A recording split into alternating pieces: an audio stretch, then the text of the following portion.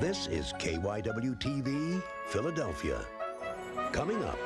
Tragedy on the tracks in suburban Philadelphia. 2 girls killed by a SEPTA train. Plus a warning about ID checks and drinking at the Jersey Shore. And this weekend's entertainment scene will tell you what's hot in the Delaware Valley. Now, coverage you can count on. This is KYW News 3 Weekend. The event and experiencing it vicariously for us. And among the crowd, WMMR's Pierre Robert, who joins us now live from the festivities. Was it a long night by any chance, Pierre? A very long night, Lou. Very long. But it's great up here. You know, it's a real festive scene. As you said, some local color started things out, some smaller bands, including a few Philadelphia bands like Huffamoose, and also the Goats were on yesterday to warm things up. Today's the big thing in terms of Joe Cocker kicking things off at noon. And there's a great festive spirit here. As we walked around the crowd yesterday, it's actually more comfortable out in the crowd than it is in the backstage area. You walk around and you're struck by the fact that the promoters have really taken care to make this crowd comfortable. They've made special pathways. They've fenced off environmentally sensitive areas of this 140-acre Winston farm here in Saugerties. And as you walk around, you see tents and colorful things, huge American flags with peace symbols on them. A whole generation, I think, a younger generation for the most part, trying to recapture the spirit that was just down the road in Bethel 25 years ago. And it's great. We just really enjoyed the whole concept of seeing what was here, walking around, seeing how many things. For example, they have a post office set up. They have an entire healthcare system, which is very well organized here for the crowd. Plenty of drinking water, plenty of porta-sands. Also, there's a huge food service area. People can get everything from organic pizza to unhealthy sausage. There is a counseling center should you find any crises going on in your own mentality. There's also, if you're a recovering person with drugs or alcohol, there's an AA center here. There's a full general store, Lou, believe it or not. There's a music store set up here. There are plenty of banks of telephones if you need to call home. And there's also a most interesting thing, which is Woodstock money. They have this thing they call scrip, which is a little Woodstock coin. You trade in your money when you come in. I don't know if we can get a close-up of this or not, but here we have Woodstock money. You trade in all your money when you get here, and you use these little coins, which are, this is a $10 worth of Woodstock money, basically, which buys everything in the compound, from the unhealthy sausage to the organic pizza. Well, no tofu pizza up there, Pierre. You would have brought your own, I would have thought. There was a warning about the brown tofu, and I took that seriously, and so I've been avoiding that in this particular case. But it's fun, you know. It's the press has made a big thing early on about how commercialized and how this and how that, in terms of a very negative point of view. And as we look out on this crowd, you walk among them and you hear the great music. Everyone from bands like Joe Cocker and Crosby, Stills and Nash, who were there at the beginning, to bands of today like Nine Inch Nails and Melissa Etheridge and Metallica and Aerosmith wrapping up tonight's musical performances. You get a sense that this is something that really spans the generations from 25 years ago till right now. Pierre, 25 years ago, Woodstock, the epitome of sex, drugs, and rock and roll. Do you see as much drugs now as would have been 25 years ago? Is that really the emphasis of these young kids? There are some drugs here. People are still experimenting with drugs. I don't think it's, I think it's, relatively speaking, in a responsible way. There was a story of a fatality last night, one 45-year-old man who apparently overdosed on drugs and a combination of alcohol. But you smell a lot of marijuana when you walk around in the crowd, and there are some people who are experiencing another level of reality. However, relatively speaking, it is done in a responsible way. And again, I get back to the spirit of the event. The overall spirit is very pleasant. People are getting along. It's only day 2, but so far so good. Well, if you run into Reginald by any chance up there, tell him we miss him, and it'd be nice to see him again. He's actually catering backstage. We're going to go try to find him now. Thanks a lot. Pierre Robert from WMMR. Weekend weather is coming up next. Yeah, and then we're also checking with sports this morning. Now, Beverly Williams, KYW News 3 at 6 continues. Day 2 of Woodstock 94 is in full swing at this hour, with many of the big names taking to the stage today. In the midst of the crowd and the excitement is WMMR's Pierre Robert, who now joins us live. Hi, Beverly. Hello. Oh, it's great here, I got to tell you. We've had a wonderful afternoon. Now, it has rained. but it wouldn't be Woodstock if it didn't rain. The rain came down much as Tom LeMaine predicted it would, and it went away. Al Roker from NBC tells us we might get some tonight, a little bit more tomorrow, but it hasn't dampened the spirits of this crowd one bit. The show opened with Joe Cocker taking the stage, and one of the things I was hoping for is a song he eventually did play. He concluded his set with a wonderful song he played 25 years ago, that being With a Little Help from My Friends. Now, when that happened, when he took the stage, when he played that song, the crowd just responded, young and old alike, with a great sense of passion, great sense of vigor, as JFK would have said, and it really erupted. So it was as you look out on the crowd and as he was on stage, you get this great sense of this spirit might actually just be rekindled here.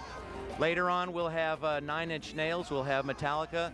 Also, Melissa Etheridge finished a very passionate set, including a tribute to Janis Joplin set, and we'll also have Aerosmith concluding the evening's activities.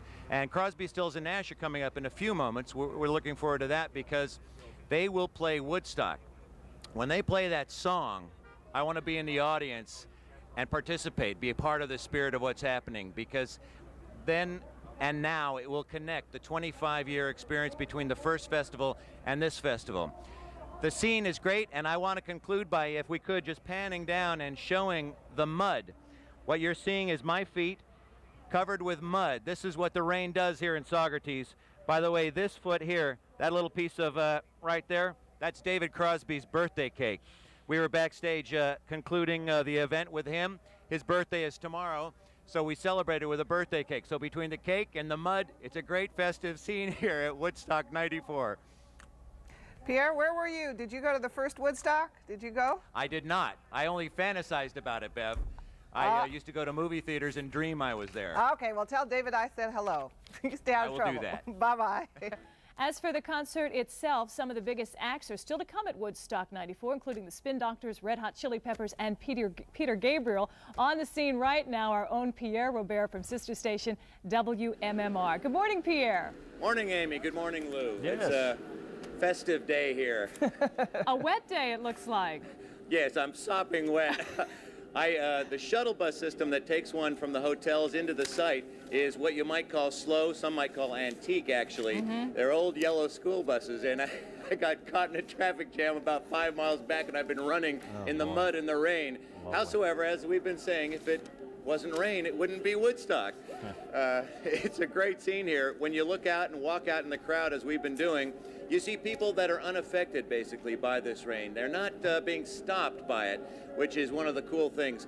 People actually are sloshing in mud to the left and right of the stage with this farm.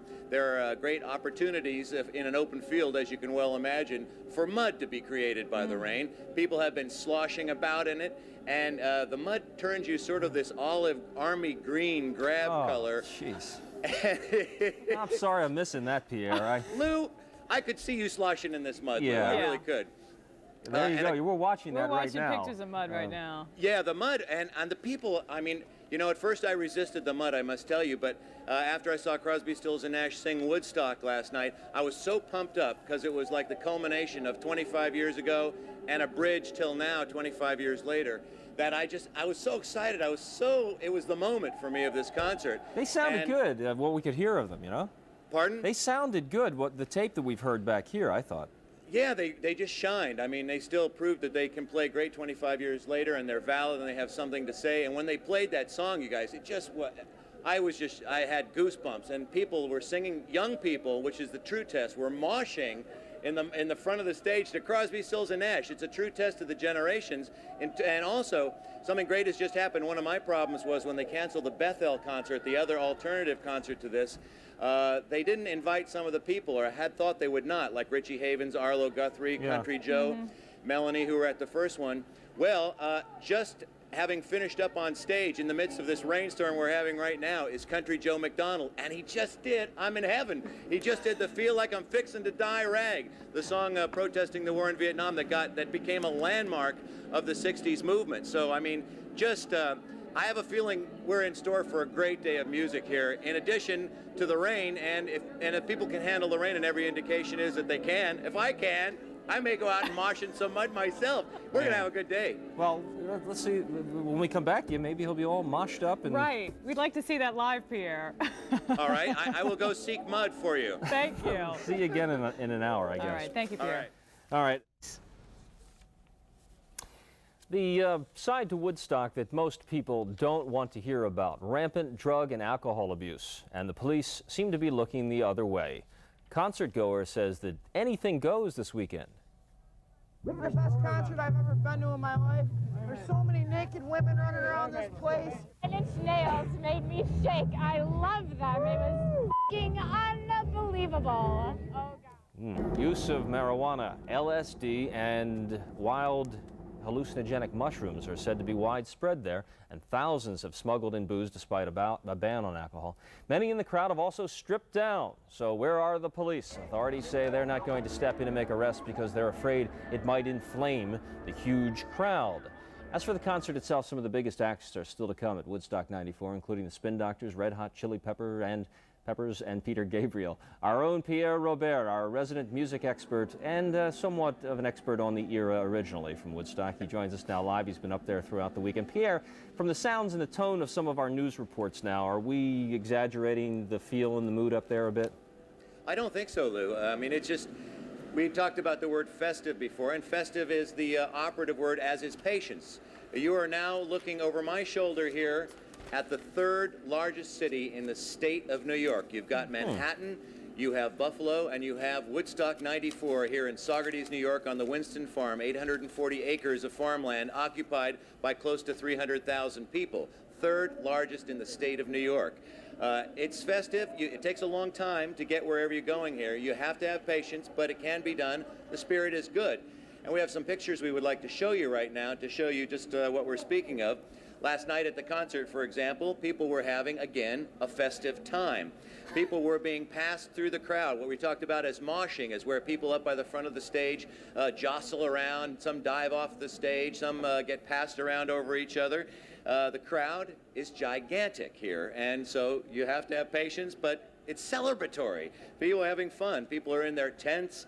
People are enjoying themselves despite the fact that there is rain and a lot of it to be dealt with here. So as we were leaving last night, Aerosmith was on. They had a huge fireworks display at 3 in the morning. I mean, wild things are happening here. We've got a great local angle for you if we could right now. We'd like to show you a gentleman from Cherry Hill. His name is Lee Friedman, and with us is his brother, Mark. Now, Mark, you guys are from? Cherry Hill, New Jersey. Cherry Hill, New Jersey, and you had the idea for pizza at Woodstock, correct? Yeah, absolutely. Now, what Lee actually did, you're looking at a Woodstock pizza box, Woodstock 94. On the other side, it says, peace and love. These guys from Cherry Hill, Lou and Amy, didn't know a thing about making pizza. Get this. And they went to the Woodstock organizers back in March and said, we want to have water ice at this festival. They said, what's Philly water ice? We don't want that. They said, what else can you do for us? So his brother Lee said, I'll make pizza. He didn't know how to make pizza at all. He convinced them. He tried to get Domino's and Pizza Hut to go in. They didn't want any part of it. Pierre? His brother convinced him to do the whole thing, and he got the concession for the pizza thing at all of Woodstock. Pierre? Yes. Is he going to make a lot of money? Are you going to make a lot of money? It looks that way so far. Cherry Hill boys doing good. I had a feeling. What's that? I had a feeling. Oh, yeah, but I mean, isn't that a great story? They didn't know a thing about pizza, and they got the whole concession for 300,000 people. And at 3 in the morning when we were leaving here last night, Yeah. A lot of it pizza. was, the place was packed. Now, I promised you mud in the last segment. Yeah. Could you hold the microphone for me while we show them live Woodstock mud? Oh, This is what it looks like. Man. Great Yeah. mud. Boy. Live from Woodstock, Lou. That's mud. It looks really different from our mud. Wish we were there, Pierre. Thanks a lot, WMMR's You don't know Pierre what you're Robert. missing. Exactly. Thanks, Pierre. It's been a lot of fun. Now, Beverly Williams, KYW News 3 at 6 continues. Today is the final day of Peace, Love, and Harmony, otherwise known as Woodstock 2, but things are far from over. Joining us live from upstate New York is WMMR's Pierre Robert. Having a good time, huh? Oh, yeah, Bev. And the other aspect you forgot to mention is mud. A lot of mud. You have to have a lot of patience to get through the crowd, but people are in such a great mood, it doesn't make any difference. A lot of mud, but keep in mind, as we look out upon this wonderful sea of humanity behind me, 250 to 300,000 people that have attended this makes this the third largest city in the state of New York. Woodstock, 1994. Great music still ahead, like the Spin Doctors. Well, they've already played, Porno for Pyros. Up next will be Bob Dylan. Then we've got the Red Hot Chili Peppers and Peter Gabriel. Now, part of the thing besides the music is the great activities they've had here, the Surreal Field, which is all about high-tech computer gadgets, and also the Eco Village, and the color. You see amazing color, you meet wonderful people at Woodstock. I'm proud to introduce Bev Pink Incorporated's Royal Purple and the Fortunate. Ladies, tell us your names. Lilac. Lavender. And? Hi, I'm Violet. Now, aren't they wonderful? Their hair is perfect, by the way.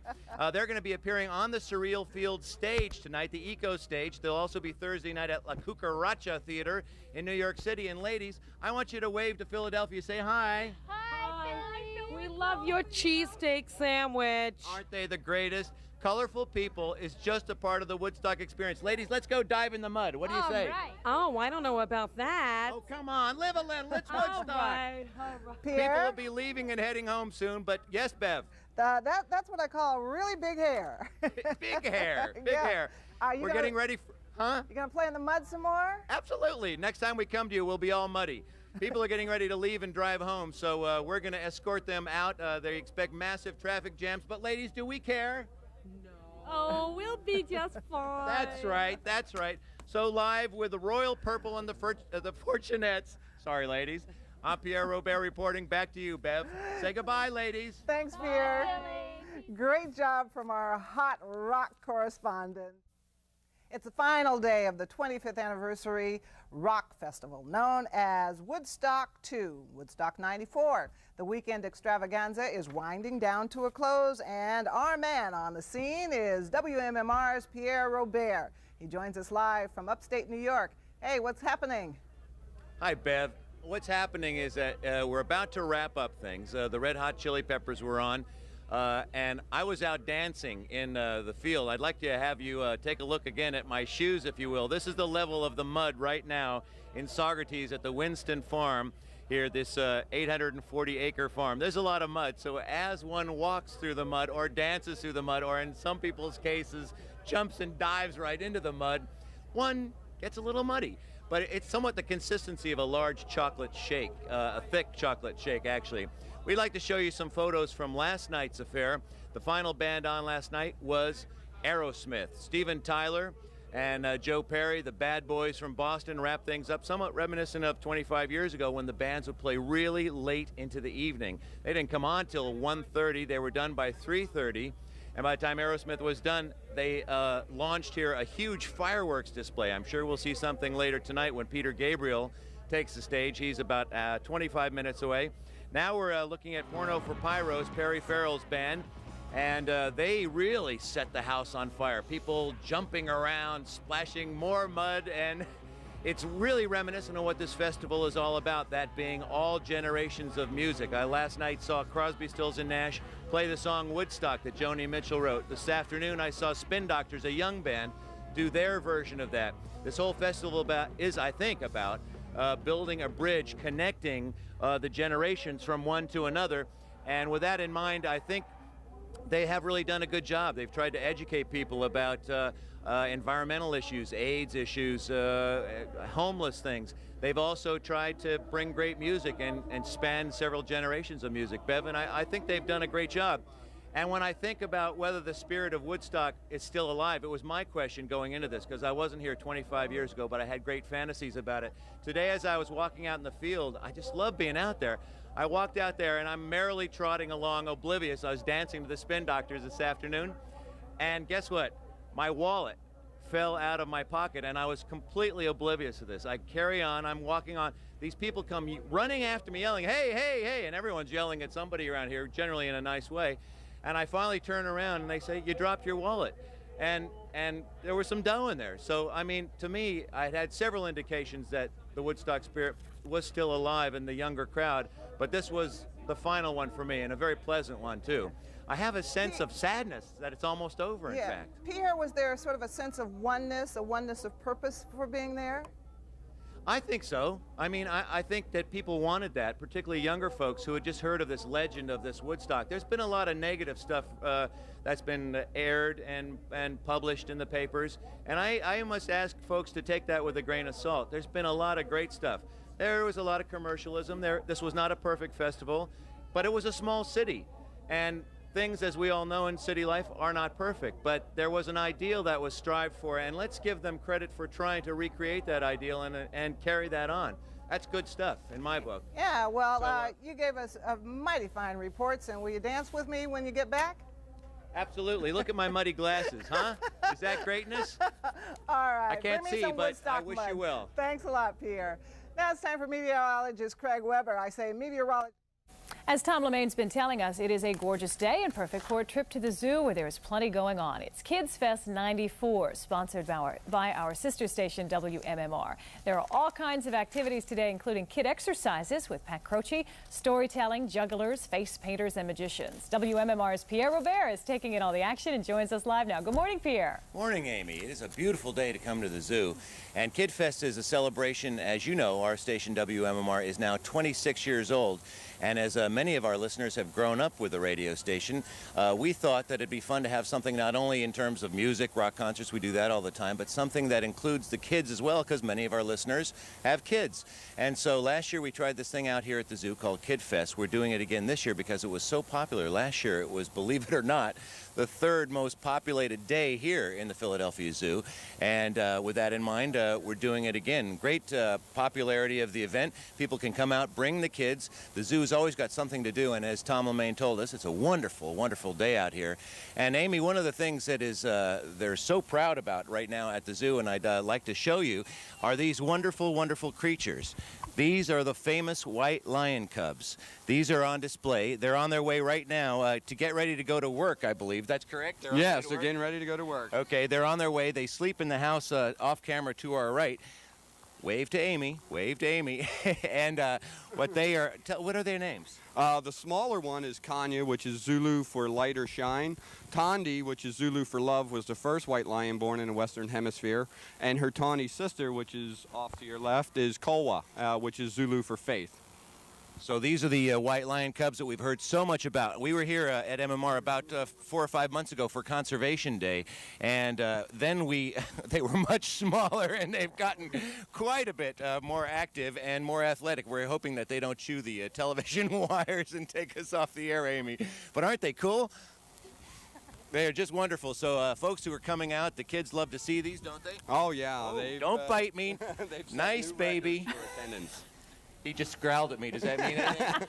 Well, she's the younger. She was the only child, so she's got that attitude problem. Nice puppy. So there you have it. Kids Fest, a great celebration. Bring the kids out to the Philadelphia Zoo. We've got a wonderful day. You can see the lions, the tigers, the bears, the elephants, and the zoo does a great job encouraging people about conservation. So come on and see us. All right. Thanks a lot, Pierre. Boy, they are cute. Won't be long before they need a moat for the lion cubs, I'll tell you We that. won't be having them on Ask the Vet, I'd say that right now.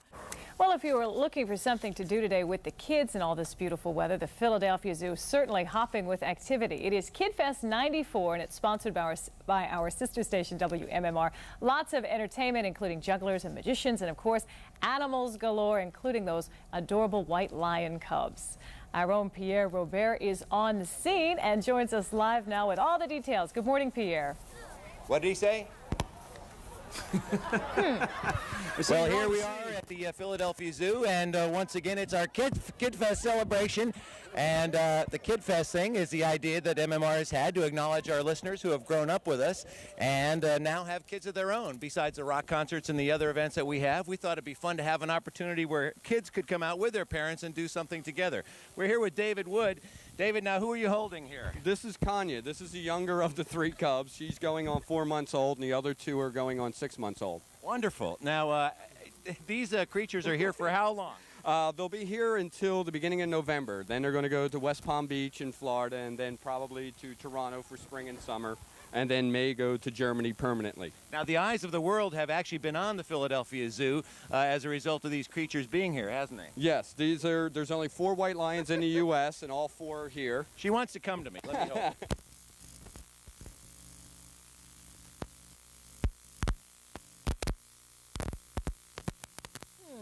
Well, Pierre and his enthusiasm has apparently disconnected himself. But anyway, KidFest 94 runs it through 6 o'clock tonight at the Philadelphia Zoo. And WMMR gave away a bunch of free tickets. But if you'd like to take the kids and you don't have one, feel free because there are tickets available at the gate. In the words of Pierre, what did he say?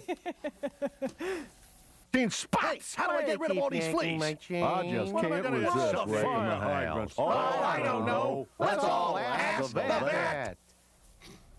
First time you've seen that, Tom? Yes, it is. Yeah. That's right. All right. Thank you, Tom. And we are told we have reestablished some contact. Yes, Pierre has survived. With Pierre Robert. Pierre, what happened out there, man? We were worried for a minute.